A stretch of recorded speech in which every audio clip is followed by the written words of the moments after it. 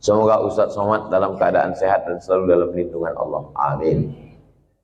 Sekarang tak boleh lagi doa menyebut amin. Dilarang oleh Bawaslu.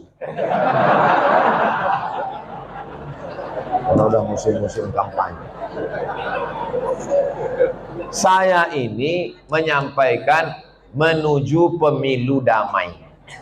Ini penting bagi Bapak Babinsa dan Babin Kamtipmas untuk menjaga ketertiban. Jadi nanti jangan heran kalau udah 100 hari menjelang pemilu, ghairil maghdubi alaihim waladdallin.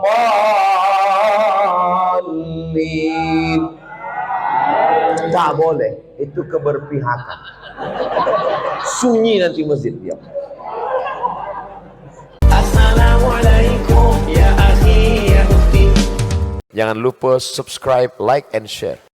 Assalamualaikum warahmatullahi wabarakatuh. Wassalafar yang dimuliakan Allah subhanahu wa ta'ala. Baik, kita akan mendengar ceramah Ustaz Abu Somad. Ada beberapa pertanyaan dari jamaah, yaitu tentang definisi mengganggu tetangga seperti apa. Terus yang kedua, apakah doa kita terhadap anak sambung tersebutnya sampai atau tidak?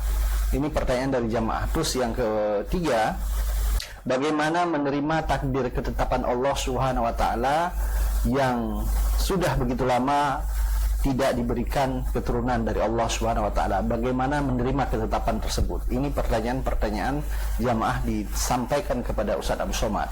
Dan Ustaz Abu Somad dalam menjawab pertanyaan itu, beliau mengatakan sekarang kalau menjawab doa amin, hati-hati karena Bawaslu sudah melarangkannya. Ini amin itu salah satu capres 2024 yang bernama Anies Baswedan dan Muhaimin yang disikat menjadi amin. Jadi menurut Ustaz Somad, sekarang Bawaslu melarang membaca amin ya di dalam sholat. Itu hanya guyonan Ustaz Abu Somad saja. Baik, waslover yang dimuliakan Allah, langsung saja kita simak pertanyaan dari jamaah dan Ustaz Abu Somad menjawabnya.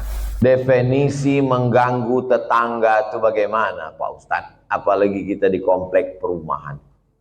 Mengganggu menurut syariat Islam, bukan mengganggu menurut perasaan.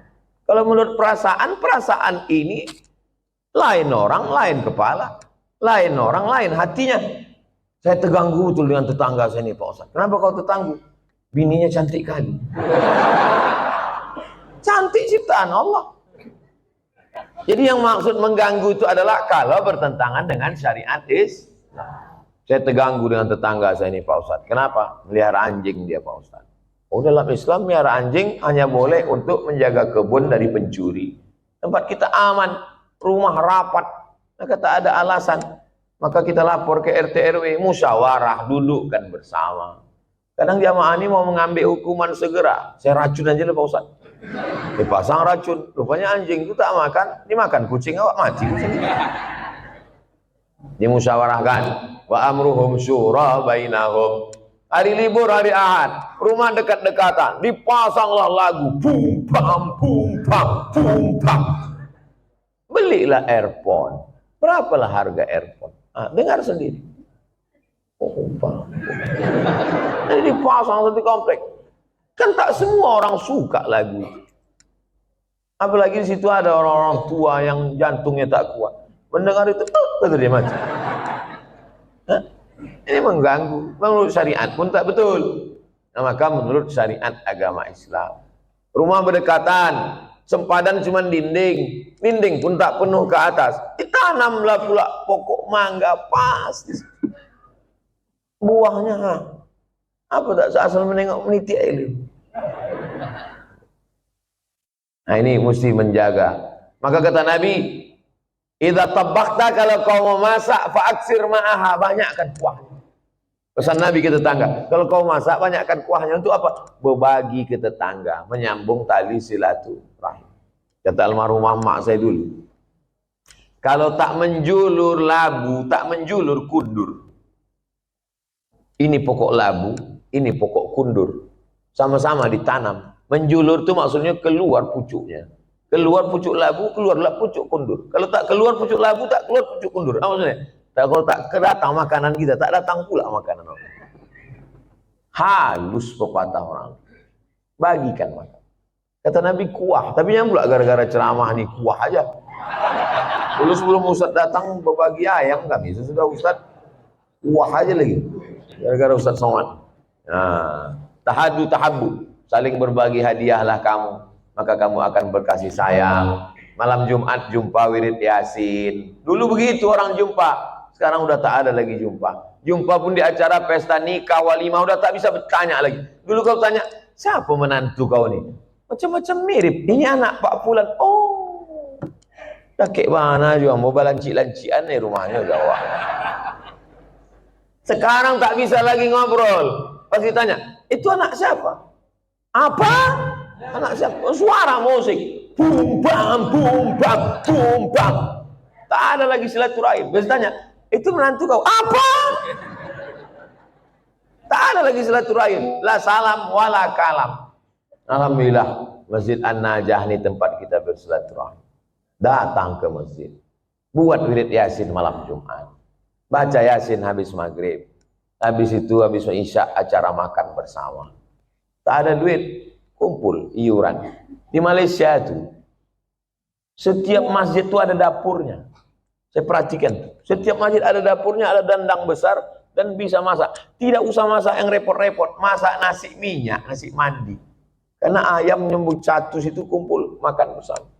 Di Malaysia itu ceramahnya tak terlalu banyak. Ceramah sedikit aja, makan yang lama. Tempat kita ceramahnya panjang. Habis selesai keluar lami kecil-kecil. Di tempat lain. Kalau di An-Najah ini tak tahu kita. Kita tengoklah. Saya menikah dengan seorang duda. Sudah 10 tahun pernikahan ini saya belum punya anak. Saya mempunyai anak sambung. Anak sambung. Saya menyayangi dan mencintai seperti anak kandung saya. Anak sambung saya selalu meminta doa dan ridho dari saya. Apakah doa saya akan diijabah? Karena saya bukan ibu kandungnya. Dan jika saya meninggal nanti, saya tak ditakdirkan untuk punya anak. Apakah doa anak sambung saya nanti sampai ke saya, Pak Ustaz? Yang pertama, ibu sama anak kandung tuh sama anak sambung ini sampai mati tak bisa menikah.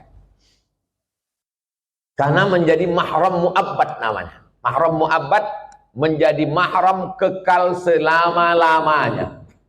Karena sudah menjadi menikah sama ayahnya. Itu yang pertama. Yang kedua, wudhu tak batal dalam mazhab Syafi'i.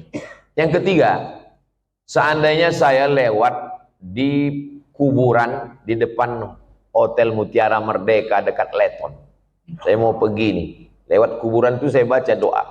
Assalamualaikum ya ala diyar minal mu'minin wa inna insyaallah bikum lahiqun yarhamullahu mustaqdimin wal mustakhirin nasallallahu lana wa lakumul afiyah Allahumma fir lahum warhamhum. Doa saya sampai apa tak sampai?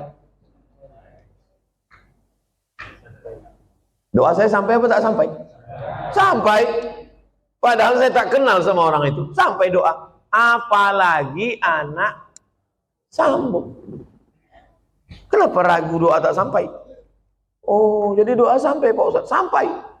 Lalu apa makna dalam hadis itu? Waladun solihun. Maksudnya, amal saya kepada orang mati itu sampai. Bukan tak sampai. Amal kita ini semua kepada orang mati sampai. Kalau tak sampai amal kita kepada orang mati, tak ada sholat jenazah. Sholat jenazah itu amal orang hidup apa orang mati? Orang hidup untuk orang mati. Jadi kalau ada orang mengatakan amal orang hidup tak sampai kepada orang mati, nanti pas dia mati jangan sembahyang kan? Bisik kan? Kau dulu bilang tak sampai kan? Tak sampai kok. Amal orang hidup ini sampai ke orang mati. Terus Pak Ustadz itu katanya anak yang soleh. Masih fokus nih, masih fokus. Ini Abdul Somad. Abdul Somad ini kalau mati amalnya kan putus semua kan? Putus kan? Masih bisa dia ceramah? Putus. Masih bisa dia sholat sunnah Isra? Tapi ada 3 amalnya yang dulu tak putus. Yang pertama, shadaqatun jariyah. disumbangkannya 2 sak semen ke Masjid An-Najah. Putus atau tak putus? Tak putus. Karena setiap hari orang sholat mengalir ke dia. Itu kan amal dia dulu. Yang kedua, ilmun yuntafa'u bi. Ceramah dia di Masjid An-Najah. Ceramahnya itu dulu atau sekarang?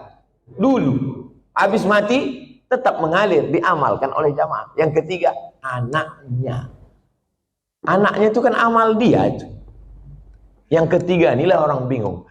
Anaknya kok amal dia, Pak Ustadz? Kalau bini itu cuma ditengok aja bisa dia hamil. Jelas? Tak jelas juga payah lah aku menjelaskan. Anak saya tuh amal saya. Amal saya. Jadi hadis itu bukan bercerita hanya doa anak saja yang sampai. Hadis itu mau menceritakan amal-amal dulu tetap mengalir sesudah salah satunya anak. Jadi yang tak punya anak atau meninggal jomblo, tak usah takut, kami mendoakan. Ini Ustadz ini emosi, tidak emosi. Memang begitu dia kalau menjelang sarapan itu memang begitu.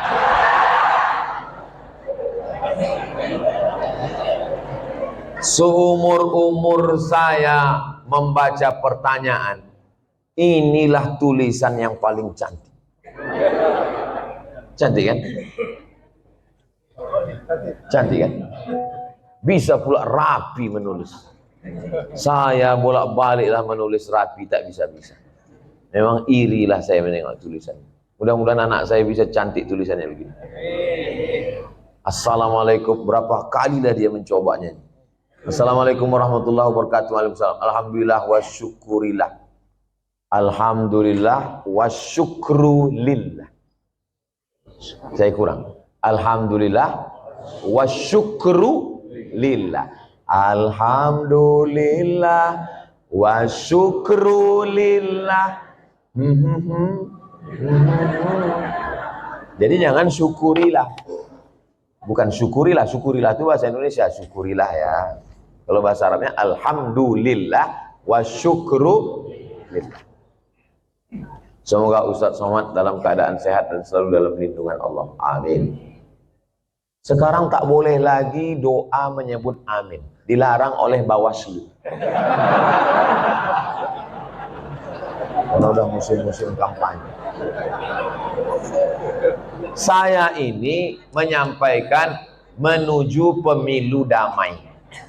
Ini penting bagi Bapak Babinsa dan Babin Kamtipmas untuk menjaga ketertiban. Jadi nanti jangan heran kalau udah 100 hari menjelang pemilu, ghairil maghdubi alaihim waladdallin. Tak boleh, itu keberpihakan. Sunyi nanti masjid dia.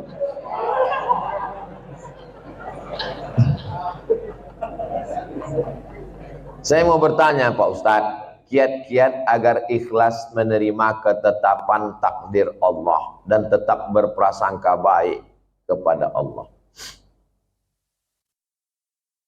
Mohon doanya Ustadz untuk seluruh istri pejuang garis 2. Pejuang garis 2 itu maksudnya yang belum hamil. Kalau udah dipakainya tes spek itu kan 2. Ini penjelasan bagi yang belum berbini. Yang udah berbini pun tak paham juga. Bagaimana cara kita biar supaya rela menerima takdir Allah? Saya kalau datang bertamu ke rumah jamaah, Assalamualaikum Pak. Waalaikumsalam. Ustadz Somad, tolong doakan mak saya Pak Ustadz. Maknya di mana Pak? Maknya di dapur. Duduklah mak itu di kursi. Berapa umur mak? 80. Belum bisa saya menerima. Karena mak saya meninggal umur 70. Dalam hati saya tetap, kok hidup mak dia, kok mati mak? Kok tak sempat makku ku bawa jalan-jalan ke Brunei, ke Malaysia? Kok tak sempat ku senangkan dia? Tak bisa hati saya menerima. Macam mana saya mau menceramahi jamaah? Marilah kita sabar menerima takdir Allah. Saya aja tak sabar. Tapi cara Allah menghibur saya. Habis saya tausiah, datang ibu-ibu. Ustadz, tolong doakan keponakan saya. Keponakan ibu ini kenapa? Ayahnya meninggal, emaknya meninggal, dia hidup sebatang kara. Anak SD kelas 2. Oh, sempat aku serumah 11 tahun sama emak. Dari 2008 ke 2019. Ini budak nih, kelas 2 SD sebatang kara. Ternyata yang membuat kita bisa sabar itu adalah ketika membandingkan dengan. Begitu cara Allah mengajar saya. Ayat tak mempan, hadis tak mempan. Kenapa tak? Saya yang berceramah, saya yang nyuruh orang sabar. Tak bisa saya terima. Tapi begitu dijumpakan Allah, oh rupanya. Maka diantaranya yang membuat kita kuat ini adalah dengan memperbanyak bercerita dengan orang. Kita ini kalau banyak bercerita, ngobrol dengan orang, itu menyadari betapa besarnya nikmat Allah pada kita. Aku pula bisa begini-begini, kawan ini tak sempat berbakti, jumpa pun tak sempat. Yang kedua, bagaimana caranya? Caranya adalah menguatkan dalam hati bahwa innallaha katabal maqadir, Allah sudah menuliskan takdir 50,000 sana, 50.000 tahun qabla an yakhluqas samawati wal ardh. Sebelum Allah menciptakan langit dan bumi, Allah sudah menuliskan takdirku 50.000 tahun sebelum Allah menciptakan langit dan sengaja dihunjamkan terus ke kepala. Abdul Somad, Allah sudah menuliskan 50.000 tahun sebelum menciptakan langit dan bumi bahwa kau sama emak kau itu cuma sampai 2019. Lebih dari itu bukan kuasa kau. Asal terlintas itu terus. Otak itu dihunjamkan dengan hadis itu. Yang ketiga, membuat sesuatu yang terus mengalir. Sedekah untuk santri, untuk Palestina. Asal teringat, baca Al-Fatihah. Teringat macam-macam, baca Al-Fatihah. Malam Jumat, baca Al-Kahfi, baca Yasin. Hadiahkan pahalanya. Undang anak yatim, fakir, miskin. 3 itulah cara untuk mengurangi beban hati kita. Allah berjanji kalau kita beribadah, falyabudu rabb hadzal bait, banyak-banyak beribadah. Allah cuma minta kita satu ibadah. Balasannya Allah kasih 2. At'amahum min ju' wa amanahum min khauf. Kalau kau lapar, Allah kasih kau makan. Kalau kau risau, amanahum, Allah beri kau aman, tenang. Syaratnya banyak ibadah, perbanyak ibadah. Pagi sholat isyraq, sholat duha, malam bangun mandi, sholat sunat wudu, sholat sunat taubat, sholat sunat tahajud, sholat sunat hajat, zikir, banyak bertasbih. Zikir 3 pilihan, zikir banyak, zikir pilihan 3. Pertama istighfar, yang kedua sholawat, yang ketiga afdalul zikri fa'lam annahu la ilaha illallah. Astaghfirullahaladzim, astaghfirullahaladzim, astaghfirullahaladzim. Kalau Tuhan membeli peniti, jangan ditusukkan ke sayur kubis. Kalau mik sudah mati, tandanya waktu sudah habis.